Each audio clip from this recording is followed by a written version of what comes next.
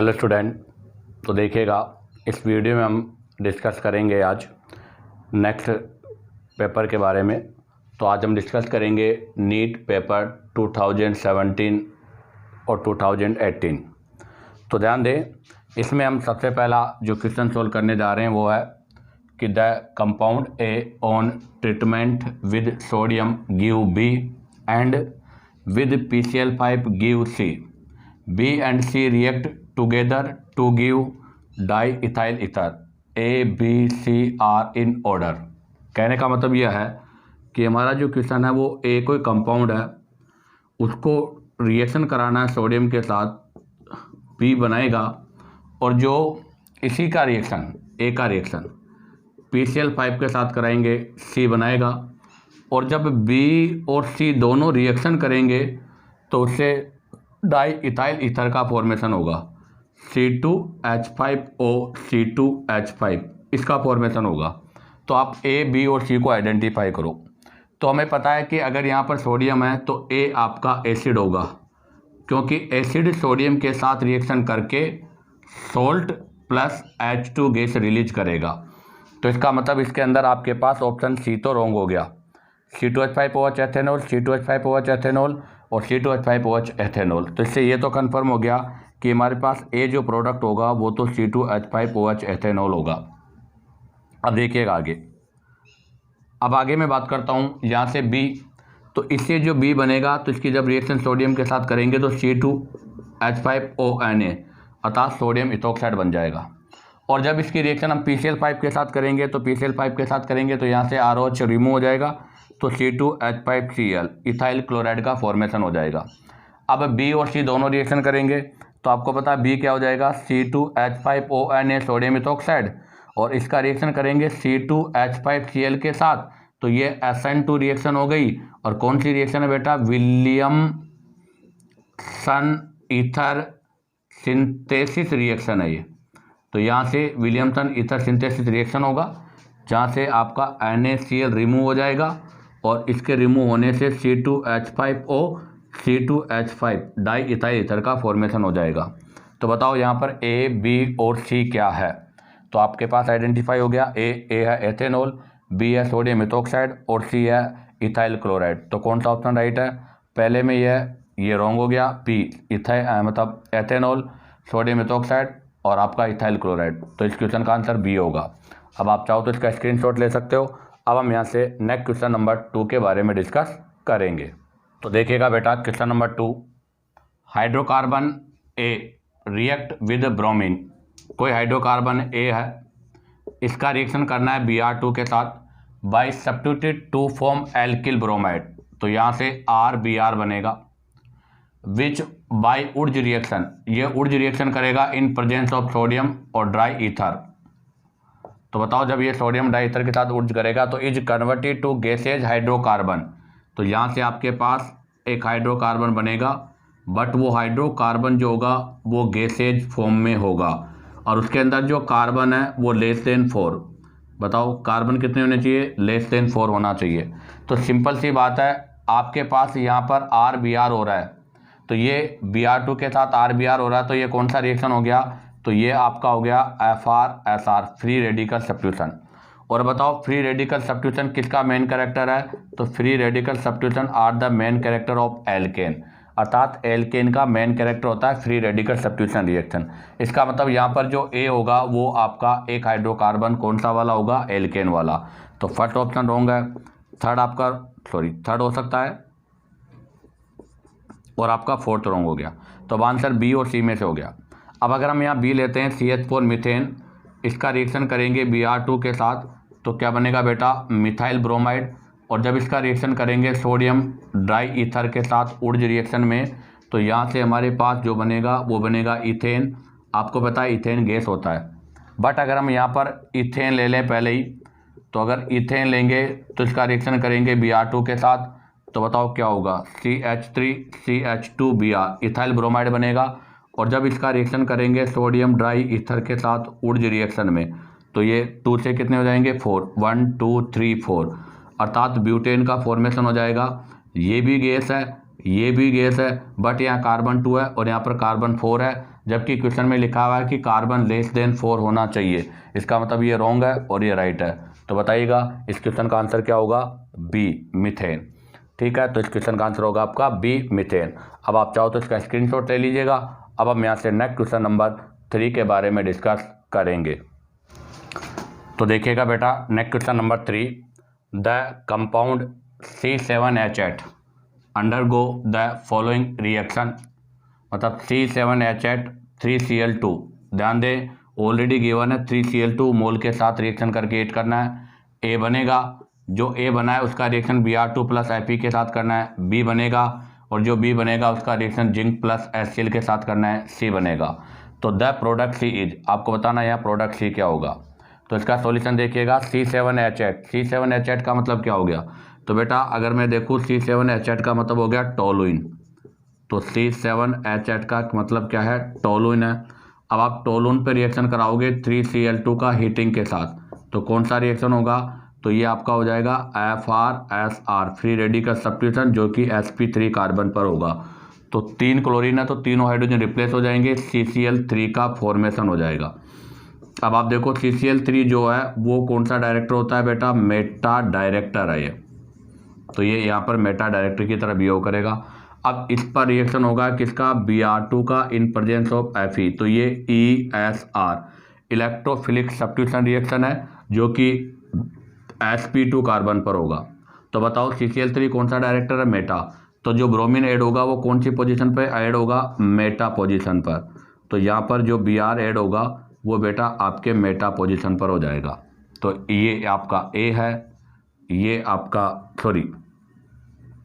ये प्रोडक्ट आपका ए बना, ये प्रोडक्ट आपका बी हो गया। अब आपको इस जो बी प्रोडक्ट बना है इसका जिंक प्लस HCl के साथ क्या करना है? रिडक्शन। तो जब जिंक प्लस HCl के साथ रिडक्शन करेंगे तो यहाँ से क्लोरीन वापस रिप्लेस हो जाएंगे CH3 के साथ।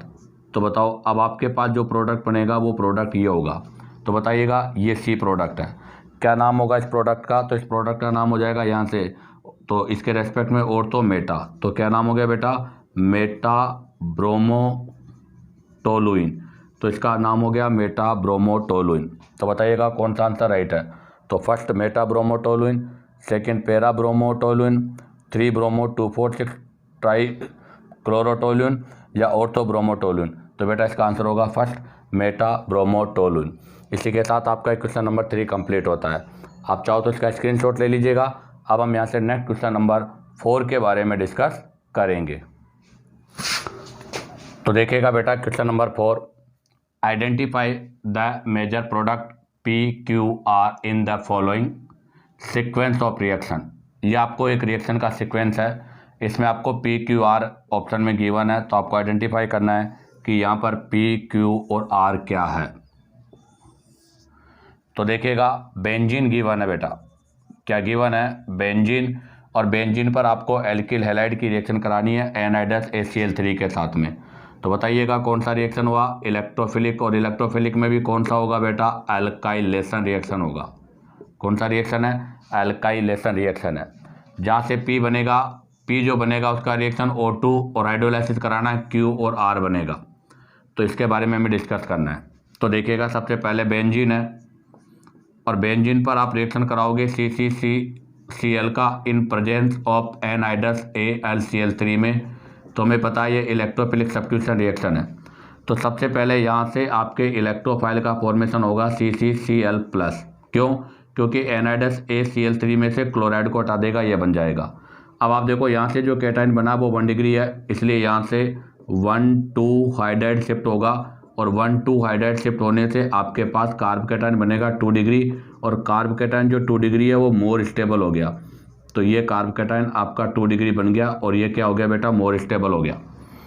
अब आप देखो अगर ये मोर स्टेबल है तो ये इस पर रिएक्शन करेगा, और अगर ये इस पर रिएक्शन करेगा तो यहाँ से आपके पास ये प्रोडक्ट का फॉर्मेशन होगा, और इसको क्या बोलते हैं बेटा? क्यूमीन बोलते हैं। क्या बोलते हैं? क्यूमीन। तो बताओ किसका फॉर्मेशन हो गया? क्यूमीन का फॉर्मेशन हो गया। क्या बन गया बेटा? क्यूमीन बन गया। तो बताओ यहाँ पर P की जो वैल्यू है वो क्या आ गई? क्यूमीन। तो बताओ कौन सा आंसर सही है? फर्स्ट आपका रॉन्ग हो गया और डी आपका रॉन्ग हो गया। P और C में से आपका आंसर होगा। तो हमारे पास यहाँ पर अब जो है P आ गया क्यूमीन, तो बेटा ये P इक्वल टू क्या आ गया, क्यूमीन। अब ये P जो क्यूमीन आया इसका रिएक्शन O2 के साथ करके हमें हाइड्रोलाइसिस, तो पहले मैं O2 के साथ रिएक्शन कराऊंगा। तो जब क्यूमीन का O2 के साथ रिएक्शन कराते हैं तो क्यूमीन परऑक्साइड का फॉर्मेशन होगा, CCOOH, ये बन जाएगा बेटा। और इसको क्या बोलते हैं, इसको बोलते हैं क्यूमीन परऑक्साइड। क्या बोलते हैं बेटा, इसको क्यूमीन परऑक्साइड बोलते हैं। तो यहाँ से क्यूमीन परऑक्साइड का फॉर्मेशन हो जाएगा। और जब ये क्यूमीन परऑक्साइड जो बना है, अगर मैं इसका हाइड्रोलाइसिस कराकर हीट कर दूंगा तो ये बॉन्ड यहाँ से ब्रेक हो जाएगा। तो बताओ ये तो क्या बन जाएगा, CH3COCH3 एसीटोन। और आपका जो रिमेनिंग पार्ट है वो किस में कन्वर्ट हो जाएगा बेटा, फिनोल में। तो इसका मतलब यहाँ से क्या बनेगा, एक एसीटोन बन जाएगा और एक फिनोल बन जाएगा।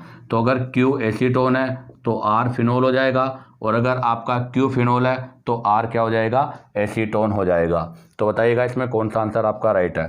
तो B और C में देखो, फर्स्ट तो आपका सेकंड था Q, यहाँ भी फिनोल है, यहाँ भी फिनोल है, यहाँ पर R जो है एसीटोन है, यहाँ पर R एल्कोहल है। तो बताइएगा इसका कौन सा आंसर राइट है, B आंसर राइट है। और ध्यान रखना सर, ये जो रिएक्शन है, ये रिएक्शन क्या होती है, बेस्ट मेथड फॉर द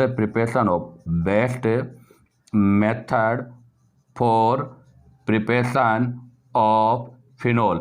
ये फिनोल बनाने का बेस्ट मेथड भी है। ऐसा क्यों, क्योंकि आप देखो इसमें बाई प्रोडक्ट के रूप में हमें क्या मिल रहा है, एसीटोन। और जो एसीटोन बाई प्रोडक्ट के रूप में मिल रहा है वो इंडस्ट्रियली बहुत इंपॉर्टेंट होता है, इसलिए इस रिएक्शन में ऑब्टेन बाई प्रोडक्ट भी इंपॉर्टेंट होता है, इसलिए इसे हम बेस्ट मेथड में काउंट करते हैं। अब आप चाहो तो इसका स्क्रीनशॉट ले लीजिएगा। अब हम यहाँ से नेक्स्ट क्वेश्चन नंबर 5 के बारे में डिस्कस करेंगे। तो देखिएगा बेटा, next question number 5, which of the following compound can form a zwitterion. आपको बताना है इनमें से कौन सा ज्यूटराइन बनाएगा। आपको पता है ज्यूटराइन से सेंस है कि जिसके अंदर आपका एसिड और बेस दोनों ग्रुप एक साथ होंगे, वही आपके ज्यूटराइन का फॉर्मेशन करता है। और हमें पता है कि अमीनो एसिड्स जो होते हैं, अमीनो एसिड्स जिसका जनरल फॉर्मूला क्या होता है, COOH और NH2 R और H, ये इनका जनरल फॉर्मूला है। और इनके अंदर एक कार्बोक्सिलिक एसिड और एक अमाइन, अर्थात एक एसिड और एक बेस ग्रुप होता है। इसलिए आपके जो अमीनो एसिड होते हैं वो एम्फोटेरिक भी हैं और वो ज्यूटराइन फॉर्मेशन के लिए रिस्पॉन्सिबल है। तो बताइए इस क्वेश्चन का आंसर क्या होगा। एनिलीन नहीं, एनिलीन डायरेक्ट ज्यूटराइन नहीं बनाएगा, बट ग्लाइसिन यहाँ पर डायरेक्ट ज्यूटराइन बनाएगा। क्या होता है ग्लाइसिन का फॉर्मूला, तो सर आपके सामने जो ग्लाइसिन का फॉर्मूला होगा वो होगा NH2H और COOH, और ये है ग्लाइसिन।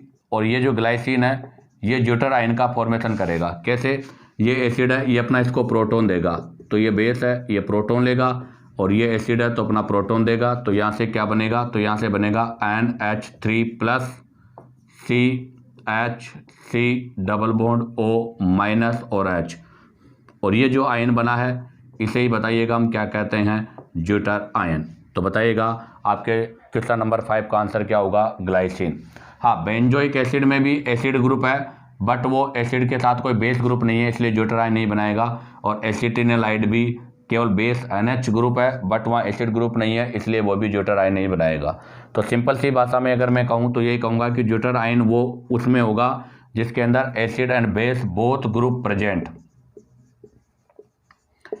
जिसके अंदर एसिड और बेस दोनों ग्रुप प्रेजेंट होते हैं, वही क्या बनाते हैं, ज्यूटराइन। और वो हमेशा किसके अंदर होते हैं, अमीनो एसिड के अंदर। अब हम डिस्कस करेंगे question number 6, which oxide of nitrogen is not common pollutant introduce into atmosphere both due to natural and human activity. तो आपको बताओ इनमें से नाइट्रोजन का वो कौन सा ऑक्साइड है, मोस्ट कॉमन ऑक्साइड, जो पोल्यूशन के लिए रिस्पॉन्सिबल नहीं है, चाहे वो नेचुरली हो और चाहे ह्यूमन एक्टिविटी के लिए हो। तो बेटा उसका आंसर होगा फर्स्ट N2O5, क्योंकि N2O5 जो है वो एक डाइमर फॉर्म में होता है, इसलिए आपका इस क्वेश्चन का आंसर होगा फर्स्ट। अब आप चाहो तो इनका स्क्रीनशॉट ले सकते हो। अब हम यहाँ से नेक्स्ट क्वेश्चन नंबर 7 के बारे में डिस्कस करेंगे। तो देखिएगा next question number 7, which of the following molecule represents the order of hybridisation sp2 sp2 sp from left to right atoms. आपको ये हाइब्रिडाइजेशन का सेट देखना है फ्रॉम लेफ्ट टू राइट। तो ये इसका राइट है और ये इसका लेफ्ट है। आप देखो यहाँ ट्रिपल बॉन्ड है तो इसका हाइब्रिडाइजेशन कौन सा होगा sp, इसका भी कौन सा होगा sp, इसका भी कौन सा होगा sp और इसका भी कौन सा होगा sp। तो यहाँ पर तो सारा ही सेट कौन सा हो रहा है sp sp का हो रहा है, इसलिए ये तो आपका आंसर रॉन्ग है। अब देखो सेकंड में, यहाँ पर सिंगल बॉन्ड है तो इसका कौन सा हो जाएगा sp3, यहाँ पर डबल बॉन्ड है तो कौन सा हो जाएगा sp2, या कौन सा हो जाएगा sp2, या कौन सा हो जाएगा sp3, जबकि सेट में sp2 sp2 sp होना चाहिए, ये भी रॉन्ग है। अब देखिएगा थर्ड में यहाँ डबल बॉन्ड है, बताओ डबल बॉन्ड है तो कौन सा होगा बेटा sp2, यहाँ भी डबल बॉन्ड है कौन सा होगा sp2, यहाँ भी डबल बॉन्ड है कौन सा होगा sp2 और यहाँ भी डबल बॉन्ड है कौन सा होगा sp2, ये भी रॉन्ग है। अब आप डी ऑप्शन को देखिएगा, डी ऑप्शन में अगर देखते हैं तो यहाँ पर बताओ हाइब्रिडाइजेशन कौन सा होगा sp2, बताओ यहाँ पर भी कौन सा होगा sp2, यहाँ पर कौन सा होगा sp और बताओ यहाँ पर भी कौन सा होगा sp। तो ज़रा देखो फ्रॉम लेफ्ट टू राइट, ये राइट है ये लेफ्ट है, लेफ्ट टू राइट जाने पर sp2 sp2 sp यही फॉर्म आ रहा है। तो बताइएगा इस क्वेश्चन का आंसर क्या होगा बेटा, डी होगा।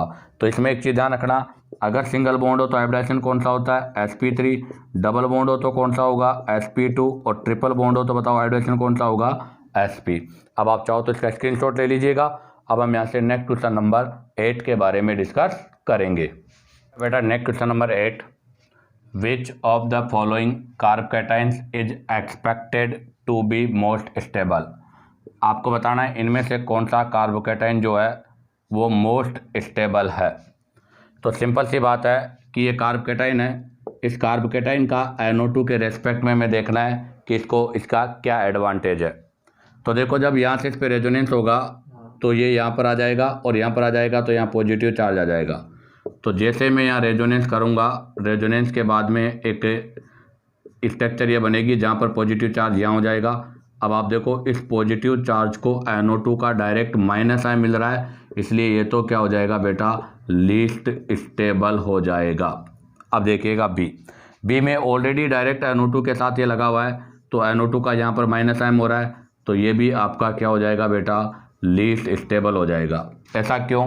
क्योंकि हमें पता है कि stability of carbocation is directly proportional to +M +I -I -M, अर्थात सबसे पहले +M फिर +I उसके बाद -I और सबके लास्ट में क्या आएगा, -M आएगा। तो ये कार्बोकैटाइन की स्टेबिलिटी का ऑर्डर है। तो अब हम बात करते हैं सी में। अगर हम सी में यहाँ पर रेजोनेंस करते हैं तो देखो रेजोनेंस से क्या एडवांटेज होगी, ये यहाँ पर आ जाएगा और अगर ये यहाँ पर आ जाएगा तो NO2, तो यहाँ पर आपके आते ही यहाँ पर क्या हो जाएगा, डबल बॉन्ड, यहाँ पर पॉजिटिव हो जाएगा, यहाँ पर ये हो जाएगा और ये H और Y हो जाएगा।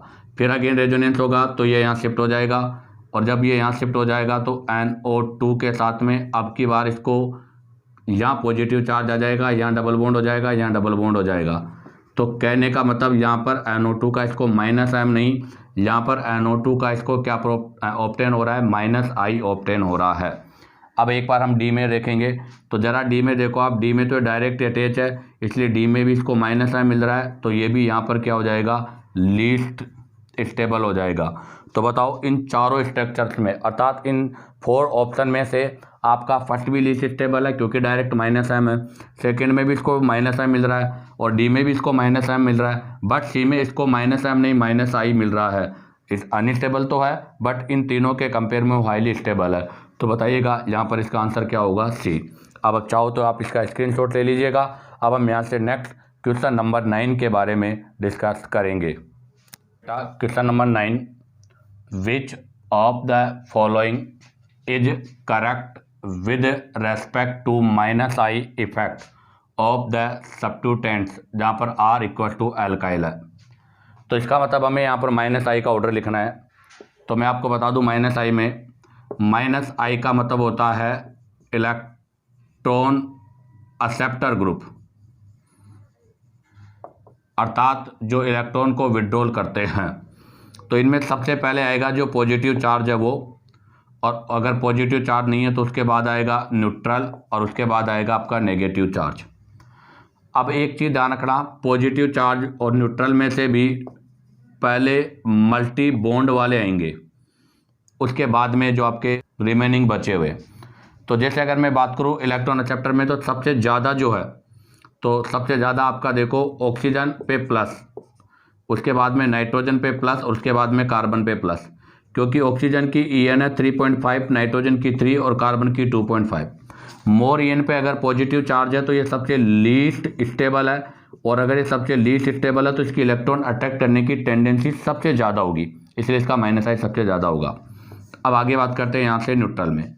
न्यूट्रल में बेटा सबसे ज़्यादा माइनस आई होता है NO2 का, फिर होता है साइनाइड का, उसके बाद होता है एल्डिहाइड का, और एल्डिहाइड के बाद में होता है कीटोन का, कीटोन के बाद में होता है एसिड का, और एसिड के बाद में आपकी किसका होता है बेटा, हेलोजन्स का होता है। और हेलोजन में भी पहले फ्लोरीन है, फिर क्लोरीन है, फिर ब्रोमीन है, उसके बाद में आयोडीन है। अब हेलोजन इनके बाद में अगर मैं बात करूं तो इनके बाद में आता है OR ईथर, ईथर के बाद में आएगा OH एल्कोहल, और एल्कोहल के बाद में आएगा NH2। क्यों? क्योंकि नाइट्रोजन का EN 3 है और ऑक्सीजन का EN 3.5 है। तो ये इनके माइनस आई इफेक्ट का ऑर्डर है। तो अब आप देख के बताइएगा इनमें से कौन सा आंसर करेक्ट है। तो पहला फ्लोरीन OR NH2, तो राइट है फ्लोरीन OR और NH2, तो पहला आपका आंसर राइट है। सेकेंड NR2 OR F, गलत हो गया क्योंकि फ्लोरीन का NR से भी ज़्यादा होगा। सी भी आपका रॉन्ग हो गया क्योंकि यहाँ फ्लोरीन का लेस है। बट आप डी ऑप्शन में देखिएगा NR2 OR और F, तो फ्लोरीन का ज़्यादा होगा, बिल्कुल राइट। OR का भी ज़्यादा फ्लोरीन से लेस होगा, और NR2 का OR से भी लेस होगा, तो यहाँ पर आपका डी आंसर भी राइट है। तो बेटा ये नीट के पेपर में करेक्शन था, यहाँ पर इस क्वेश्चन का 1 और 4 दोनों ही आंसर राइट है, अर्थात इस क्वेश्चन का आंसर A और D दोनों ही था। अब आप चाहो तो इसका स्क्रीनशॉट ले लीजिएगा। अब हम यहाँ से नेक्स्ट क्वेश्चन के बारे में डिस्कस करेंगे। Question number 10, in the reaction, अर्थात फिनोल का रिएक्शन क्लोरोफॉर्म प्लस NaOH के साथ किया है, और ये आपके यहाँ से बेंजल्डिहाइड है, बस सोडियम आयंस ने यूज किया है। द इलेक्ट्रोफाइल इन्वॉल्व इज, आपको बताना है इस रिएक्शन में इलेक्ट्रोफाइल क्या है। डाइक्लोरोमिथाइल कैटाइन, डाइक्लोरोकार्बिन, डाइक्लोरोमिथाइल एनाइन और फॉर्माइल कैटाइन। तो इसमें सी तो आपका रॉन्ग हो गया क्योंकि एनाइन कभी भी इलेक्ट्रोफाइल नहीं हो सकता।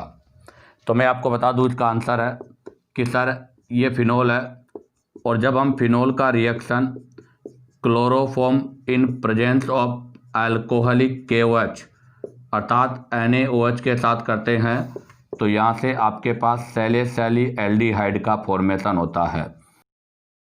तो इस रिएक्शन को बेटा हम बोलते हैं रीमर टीमान रिएक्शन, रीमर टीमान रिएक्शन इसको बोलते हैं, और ये आपका एक इलेक्ट्रोफिलिक सब्स्टिट्यूशन रिएक्शन है। कौन सा रिएक्शन है? इलेक्ट्रोफिलिक सब्स्टिट्यूशन रिएक्शन है, और इसके अंदर क्लोरोफॉर्म और अल्कोहलिक KOH रिएक्शन करके कार्बिन का फॉर्मेशन करते हैं। किसका फॉर्मेशन करते हैं? कार्बिन का। और ऑर्गेनिक में आपके कार्बिन दो ही जगह बनेगा भी, एक तो आपके इस फिनोल के साथ में, और एक और होता है आइसोसाइनाइड टेस्ट, जिसके अंदर आपका 1 डिग्री अमाइन क्लोरोफॉर्म और अल्कोहलिक KOH के साथ रिएक्शन करके आइसोसाइनाइड का फॉर्मेशन करता है। अब हम यहाँ बताते हैं कि इस कार्बिन का फॉर्मेशन कैसे हुआ है। तो अब हम कार्बिन के फॉर्मेशन के बारे में डिस्कस करेंगे। तो ये क्लोरोफॉर्म है, इसके अंदर ये जो आपका हाइड्रोजन है, ये हाइड्रोजन एसिडिक हाइड्रोजन होता है। जब इसका रिएक्शन हम NaOH बेस के साथ करेंगे तो OH जो है वो H को रिप्लेस कर देगा, और जैसे OH को रिप्लेस करेगा तो यहाँ से Cl और नेगेटिव आ जाएगा। नेक्स्ट में यहाँ पर क्लोरीन जो है इस बॉन्ड को लेकर रिप्लेस हो जाएगा, तो यहाँ से आपके पास बताओ किसका फॉर्मेशन हो जाएगा? कार्बिन का। और अब आप देखो कार्बिन जो है इसके आउटर मोस्ट शेल में 6 इलेक्ट्रॉन है, 4 to 6। अब बताओ अगर इसके आउटर मोस्ट में 6 इलेक्ट्रॉन है तो इसको हम क्या बोलेंगे कि ये इलेक्ट्रॉन डेफिशिएंट है। क्या है बेटा? ये इलेक्ट्रॉन डेफिशिएंट है। अब बताओ अगर ये इलेक्ट्रॉन डेफिशिएंट है तो बताओ किसकी तरह बिहेव करेगी? इलेक्ट्रोफाइल की तरह बिहेव करेगी। तो बताइएगा इस रिएक्शन में इलेक्ट्रोफाइल क्या होगा? तो इसका आंसर होगा आपका B, डाइक्लोरोकार्बिन। अब आप चाहो तो इसका स्क्रीनशॉट ले लीजिएगा। अब हम यहाँ से नेक्स्ट क्वेश्चन नंबर 11 के बारे में डिस्कस करेंगे। ठीक है बेटा, next question number 11, carboxylic acid have higher boiling point than aldehyde, ketone and even alcohol of comparable molecular mass, it is due to their. कहने का मतलब यह है कि आपका जो कार्बोक्सिलिक एसिड है इसका जो बॉइलिंग पॉइंट होता है वो अल्कोहल और कार्बोनिल कंपाउंड से ज़्यादा होता है। ऐसा क्यों? तो इसका मेन रीज़न है, पहला formation of intermolecular hydrogen bonding, formation of intermolecular hydrogen bonding, more extensive association of carboxylic acid via van der वाल फोर्स, या फॉर्मेशन ऑफ कार्बोक्सिलेट आयन। तो कार्बोक्सिलेट आयन का बॉइलिंग पॉइंट से कोई रोल नहीं है, हालांकि वान डेर वाल फोर्स का बॉइलिंग पॉइंट से रोल है, बट यहाँ पर वान डेर वाल फोर्स नहीं लगेगा। तो यहाँ पर आंसर होगा या तो फर्स्ट या सेकेंड। तो देखिएगा आपका जो कार्बोक्सिलिक एसिड होता है RC डबल बॉन्ड OH, ये जो कार्बोक्सिलिक एसिड है, ये कार्बोक्सिलिक एसिड जो होता है उसमें आपस में मॉलिक्यूल के बीच में हाइड्रोजन बॉन्डिंग हो जाती है, और ऐसे हाइड्रोजन बॉन्डिंग को बोलते हैं इंटर मोलिकुलर हाइड्रोजन बॉन्ड। तो यहाँ पर इंटर मोलिकुलर हाइड्रोजन बॉन्डिंग होती है, इस वजह से आपके जो मॉलिक्यूल्स है उनका एसोसिएशंस बहुत ज़्यादा हो जाता है, मॉलिकुलर एसोसिएशंस हाई होता है, और अगर मॉलिकुलर एसोसिएशंस हाई होगा तो इनका जो बॉइलिंग पॉइंट है वो भी क्या होगा बेटा, हाई होगा। इसलिए यहाँ पर इसका मेन रीजन है इंटर मोलिकुलर हाइड्रोजन बॉन्डिंग। तो इसका आंसर होगा बी। अब आप चाहो तो इसका स्क्रीनशॉट ले लीजिएगा। अब हम यहाँ से नेक्स्ट क्वेश्चन के बारे में डिस्कस करेंगे। तो देखिएगा बेटा, next question number 12, compound A, कोई कंपाउंड ए है जिसका molecular formula C8H10O is found to react with NaOI, जो NaOI के साथ रिएक्शन करता है और येलो PPT देता है विद कैरेक्टरिस्टिक स्मेल के साथ। तो आपको बताना है A और Y क्या है, और Y क्या है। ये आपका जो NaOI है produce by reacting with Y with NaOH। तो अब आपको यहाँ पर A और Y बताना है। तो सिंपल सी बात है, वो कह रहा है येलो प्रिसिपिटेट है, और आपको पता है अगर येलो प्रिसिपिटेट है तो बेटा ये आपके आयोडोफॉर्म टेस्ट है। कौन सा टेस्ट है? आयोडोफॉर्म टेस्ट है। और आयोडोफॉर्म टेस्ट में सबसे पहले तो मैं रिएजेंट के बारे में बता दूं। रिएजेंट यहाँ पर होता है X2 प्लस NaOH, जिसके अंदर X2, तो यहाँ पर NaOI है तो हम X2 की जगह I2 लेंगे, और I2 NaOH के साथ रिएक्शन करेगा तो NaOI का फॉर्मेशन करेगा। तो यहाँ पर Y की जो वैल्यू है वो तो I2 हो गई, तो ध्यान दें Y की वैल्यू तो I2 हो गई, तो इसमें तो Y की वैल्यू सभी में I2 है। अब दूसरा पॉइंट यह है कि सर आपके हेलोफॉर्म टेस्ट कौन देता है। तो हेलोफॉर्म टेस्ट के लिए CH3CHOH, अल्कोहल के लिए तो ये ग्रुप होना चाहिए, और अगर कार्बोनिल ग्रुप है तो उसके लिए ये कंडीशन होनी चाहिए।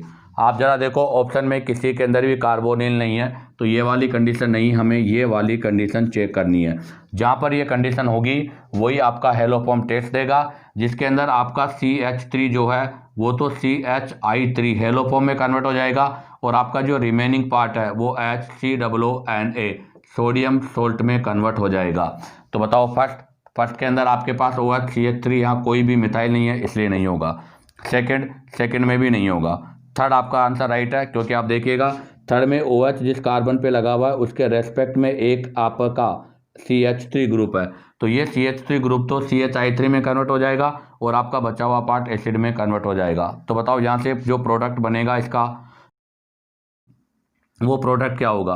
तो यहाँ पर जो प्रोडक्ट बनेगा उसमें एक तो आपका CH3, तो CH3 से तो क्या हो जाएगा CHI3, और जो रिमेनिंग पार्ट है उससे बन जाएगा आपके, ये बन जाएगा, ठीक है, बेंजोइक एसिड का फॉर्मेशन हो जाएगा। तो इस क्वेश्चन का आंसर क्या हो गया बेटा, सी। डी भी आपका रॉन्ग है, क्योंकि डी में भी OH के रेस्पेक्ट में कोई भी मिथाइल ग्रुप नहीं है। अब आप चाहो तो इसका स्क्रीनशॉट ले लीजिएगा। अब हम यहाँ से नेक्स्ट क्वेश्चन नंबर 13 के बारे में डिस्कस करेंगे। ठीक है बेटा, next question number 13 regarding cross link और network polymer, which of the following statement is incorrect. आपको बताना है कि जो क्रॉस लिंक और नेटवर्क पॉलीमर्स होते हैं उनके लिए कौन सा स्टेटमेंट रॉन्ग है। तो मैं पहले बता दूं, क्रॉस लिंक जो नेटवर्क वाले होते हैं उनमें इस तरह की जो स्ट्रक्चर होगी उनके बीच में इस तरह का आपस में क्या होगा, एक नेटवर्क टाइप स्ट्रक्चर बनेगा, ये इस तरह का।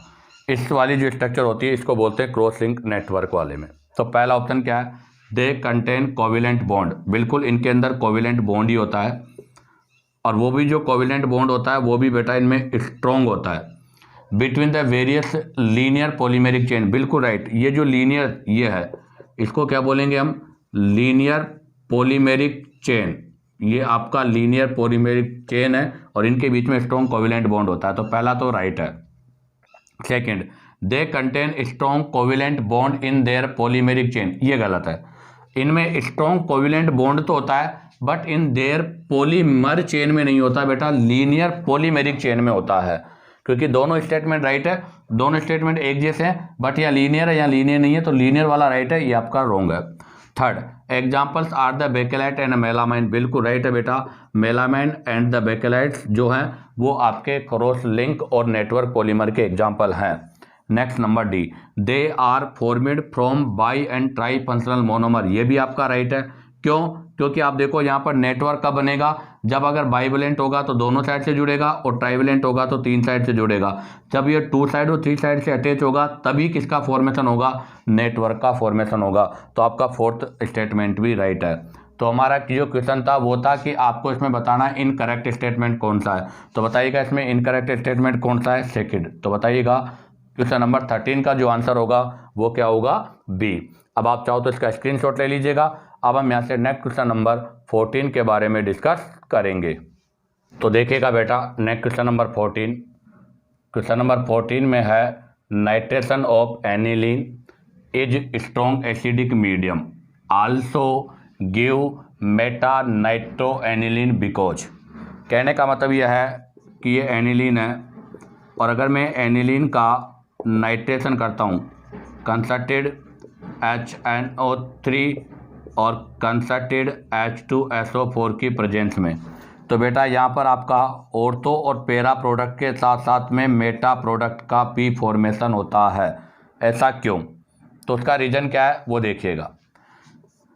तो देखो ये एनिलीन है, इस एनिलीन का रिएक्शन जब हम एसिडिक मीडियम में कराते हैं तो ये एसिड एनिलीन बेस है, तो एसिड और बेस में रिएक्शन होकर किसका फॉर्मेशन होगा बेटा, सोल्ट का फॉर्मेशन होगा। तो यहाँ पर NH3+ का फॉर्मेशन हो जाएगा और इसको बोलते हैं एनीलियम आयन। क्या बोलते हैं बेटा इसको, एनीलियम आयन बोलते हैं। तो यहाँ पर आपके एनीलियम आयन का फॉर्मेशन हो जाएगा। अब आप देखो एनीलियम आयन में जो NH3+ आ रहा है इसका -I होता है, बट -I होने के बाद भी ये आपके मेटा डायरेक्टर की तरह बिहेव करता है। इसलिए अब इसके अंदर आपका जो इलेक्ट्रोफाइल NO2 ग्रुप लगेगा वो बताओ कौन सी पोजीशन पर आकर ऐड होगा, तो वो आपके मेटा पोजीशन पर आकर ऐड होगा। इसलिए ध्यान रखना नाइट्रेशन ऑफ एनिलीन जो होती है उसको अगर स्ट्रॉन्ग एसिडिक मीडियम में हम कराते हैं तो उसके अंदर मेटा प्रोडक्ट भी ऑब्टेन होता है। उसका रीजन है एनिलियम आयन का फॉर्मेशन होता है, और वो क्यों होता है, वो एसिडिक मीडियम की वजह से होता है। और इसके अंदर जो आपका NH3+ है वो मेटा डायरेक्टर होता है। तो बताइएगा इसका कौन सा आंसर राइट है। पहला, in spite substituents in two group always goes to only meta position, नहीं, क्योंकि एनिलीन जो है, एनिलीन में जो NH2 होता है वो तो +M वाला है। अगर वो +M वाला है तो आपको पता बेटा वो तो ऑर्थो एंड पैरा डायरेक्टर है। अगर वो ऑर्थो एंड पैरा डायरेक्टर है तो आने वाले ग्रुप को ऑर्थो पैरा पे जोड़ेगा, इसलिए पहला तो रॉन्ग हो गया। Second, in acidic medium strong aniline is present as anilinium ion, बिल्कुल राइट, ये राइट है, क्योंकि एसिडिक मीडियम में एनिलीन एनिलियम आयन में बदल जाता है और इसके अंदर एनिलियम आयन आपका मेटा डायरेक्टर की तरह बिहेव करता है। C, in absence of the substituents nitro group always goes to meta position, नहीं, अगर सब्स्टिट्यूएंट नहीं होगा तो मतलब कोई भी ग्रुप नहीं होगा तो ऐसी पोजीशन पे हम ऑर्थो मेटा पैरा डिसाइड ही नहीं कर पाएंगे, तो ये भी गलत है। और number 4, in ESR amino group is Meta director, नहीं बेटा, ESR में अमीनो ग्रुप मेटा डायरेक्टर नहीं, अमीनो ग्रुप तो ऑर्थो पैरा डायरेक्टर होता है। तो आपके क्वेश्चन नंबर 14 का आंसर होगा बी। अब आप चाहो तो इसका स्क्रीनशॉट ले लीजिएगा। अब हम यहाँ से नेक्स्ट क्वेश्चन नंबर 15 के बारे में डिस्कस करेंगे।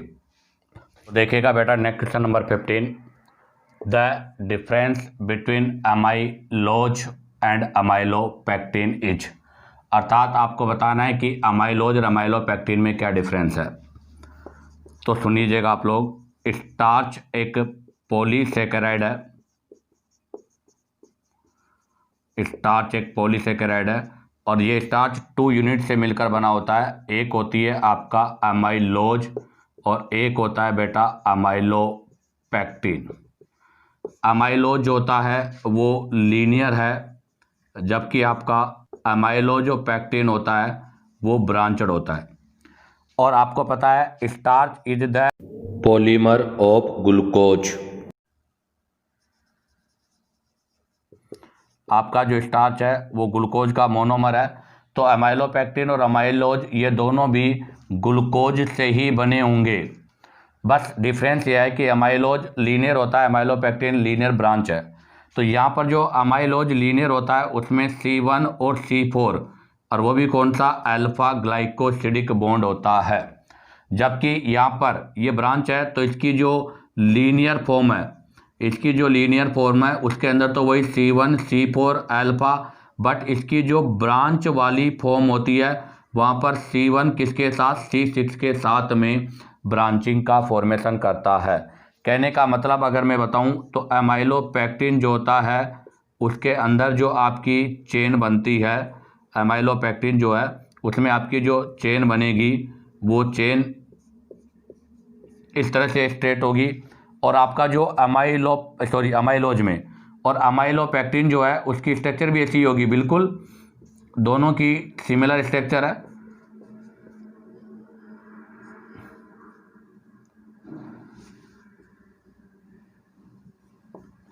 दोनों की स्ट्रक्चर सिमिलर है, बट यहाँ पर इस वाले कार्बन के साथ में ब्रांचिंग लगती है जो 6 नंबर का कार्बन है। तो ये 1 है, ये 4 है, ये 1 है, ये 4 है और ये 6 है। तो अब जिसमें जो दूसरी ब्रांचिंग के साथ चेन बनेगा वो 6 नंबर के कार्बन पर बनेगा। तो अब आप देखिएगा इनमें से स्टेटमेंट कौन सा राइट है। Amylopectin have 1,4 alpha linkage and 1,6 linkage, बिल्कुल राइट। 1,6 ब्रांच में होगा, 1,4 लीनियर में होगा। तो पहला स्टेटमेंट आपका राइट है। Amylose is a made up of glucose and galactose, गलत, क्योंकि अमाइलोज हमेशा ग्लूकोज का बना होता है, गैलेक्टोज का नहीं। अमाइलोपेक्टिन है 1,4 अल्फा लिंकेज एंड 1,6 बीटा, नहीं सर 1,6 होता है बट बीटा नहीं होता, अल्फा होता है। अमाइलोज है 1,4 alpha linkage 1,6 beta linkage, sir ये भी गलत है। क्यों? क्योंकि अमाइलोज में 1,4 अल्फा लिंकेज होता है बट 1,6 नहीं होता, क्योंकि अमाइलोज तो आपका लीनियर होता है। तो बताइएगा इस क्वेश्चन का आंसर क्या होगा आपका फर्स्ट। इसी के साथ आपका बेटा ये नीट पेपर 2017 और 18 का पोर्शन कंप्लीट होता है।